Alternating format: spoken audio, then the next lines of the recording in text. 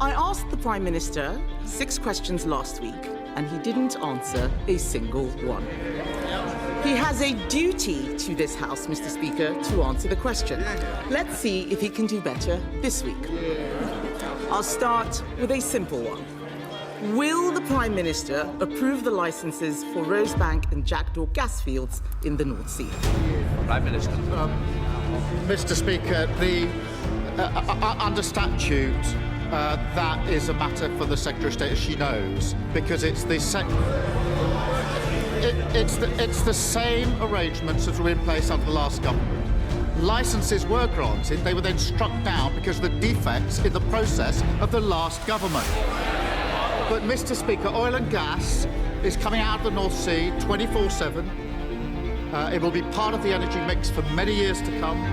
We fully support all existing oil and gas fields throughout their lifespan, and in November we made changes to extend to allow neighbouring fields to be exploited. But we need to take control of our energy prices. The only way to do that is through renewables. The party opposite used to make that argument. One of their senior figures in 22 said this: it's investment in nuclear and renewables that will reduce our dependence on fossil fuels and keep our consumer costs down. Who was that senior figure? The leader of the opposition.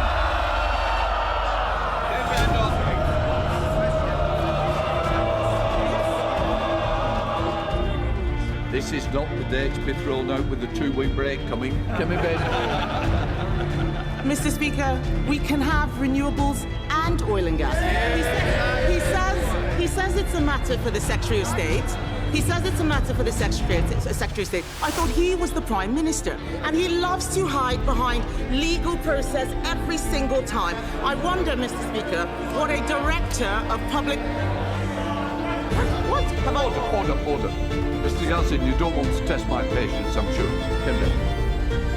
Mr. Speaker, the Prime Minister loves to hide behind legal process. I wonder what a Director of Public Prosecutions would make of the defence. Sorry, I can't produce my WhatsApps. My phone's been stolen. The Jackdaw gas field could be up and running before winter. All that gas would be used here in the UK to heat 1.6 million homes. That is enough to power Norfolk, Suffolk and Essex put together. So will the Prime Minister approve the licences, or is the Energy Secretary running the government? Prime Minister. Mr. Speaker, legislation has been passed. It's absolutely clear that the quasi-judicial duty under legislation rests with the Secretary of State.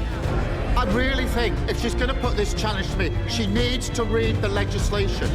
That is the legislation that they applied for 14 years. It's exactly the legislation that they used to put the licences in place, which were then struck down because the process was defective. But, Mr. Speaker, let's be clear, when Russia invaded Ukraine, energy prices doubled. The 12-day war, oil prices hit £100 a barrel. In the last 4 weeks, because we're on the fossil fuel roller coaster, everybody has been held to ransom. The only way forward is to go further and faster on renewables. And the leader... Mr. Speaker, the leader of the opposition's approach is to outsource our foreign policy and let the US decide whether we go to war, to outsource our energy policy to Russia and Iran and let them set the price of energy. I will never do that because it's not in the British national interest.